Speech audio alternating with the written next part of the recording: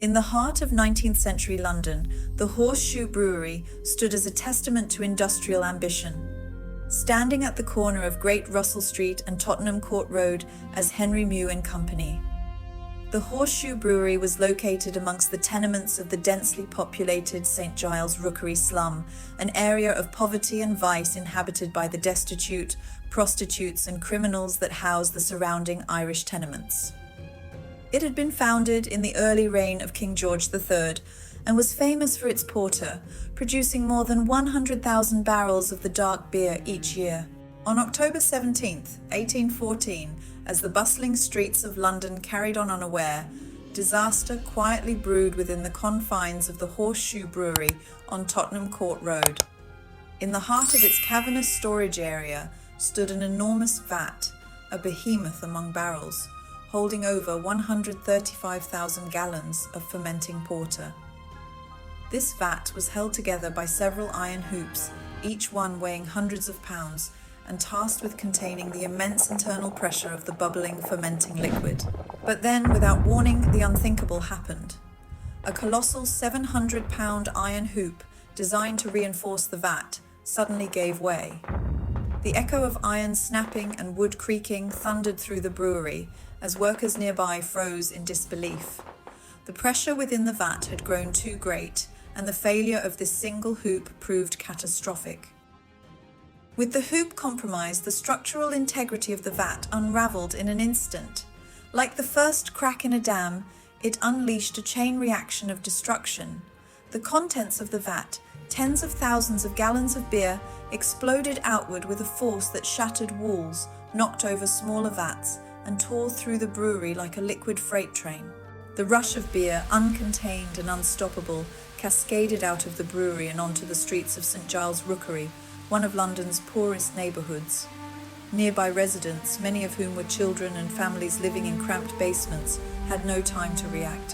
What began as a moment of industrial failure swiftly turned into a torrent of devastation, reshaping the streets and lives of an unsuspecting community. George Crick, the vigilant storehouse clerk, noticed the defect and promptly reported it. However, such occurrences were not uncommon, and he was reassured that no immediate danger was present. He was instructed to draft a note to Mr. Young, a partner in the brewery, to address the issue at a later time. The tidal wave of beer, reaching heights of 15 feet, surged through the densely populated St. Giles district.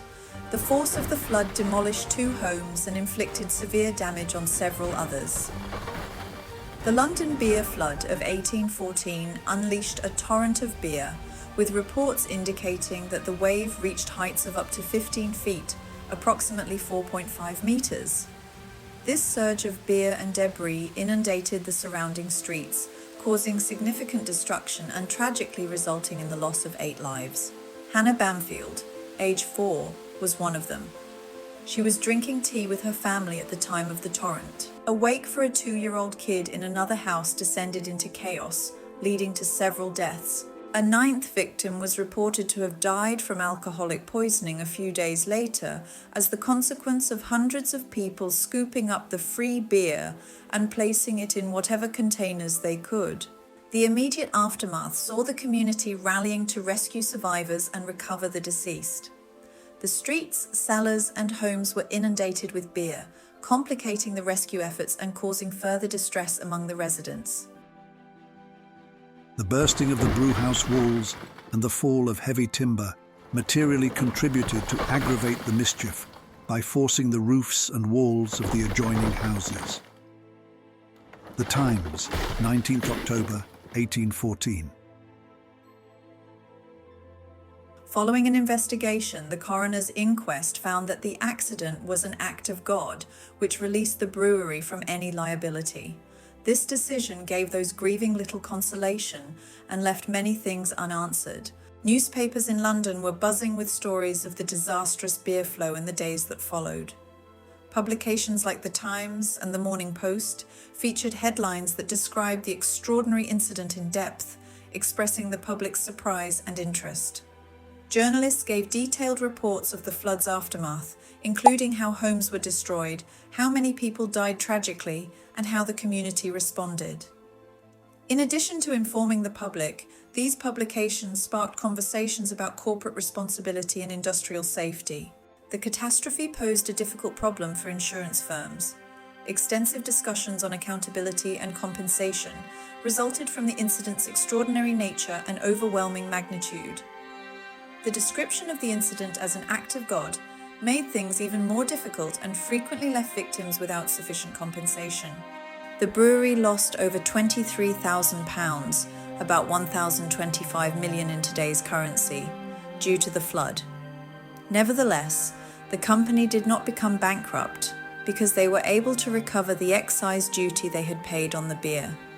Furthermore, they received £7,250, or £400,000 in today's currency, as compensation for the missing beer barrels. There were still foul-smelling remnants of the flood in the neighborhood months after it had occurred. The air was heavy with the smell of stale beer which was leaking from the cobblestones and bricks themselves. The citizens' daily lives and morale were negatively impacted by this persistent, unwanted reminder of the horror that had occurred. In the aftermath, though, it became a catalyst for change. The tragedy prompted reform in the city's laws concerning safety and regulation, as officials realized the importance of protecting public welfare, even from the most seemingly harmless of substances.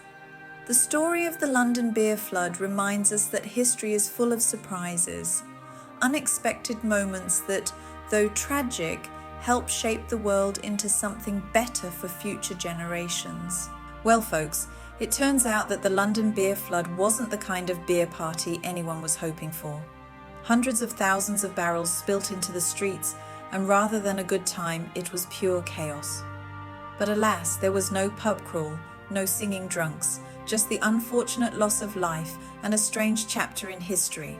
The only lesson we can truly take from the London beer flood, well, maybe it's that there's such a thing as too much of a good thing, especially when that thing is beer. So, next time you crack open a cold one, spare a thought for the good people of London in 1814, who learnt the hard way that sometimes the only flood we need is a flood of good times, not beer spilling into the streets. Thank you so much for watching. If you enjoyed this video, don't forget to give it a like and share your thoughts in the comments. I love hearing from you. Also, did you know that 71% of people watching aren't subscribed to the channel? If you're one of them, consider hitting that subscribe button. It's free and makes a huge difference in helping the channel grow. Plus, it ensures you won't miss any future content about history, mythology, and more fascinating topics. Thanks again for your support, and I'll see you in the next video.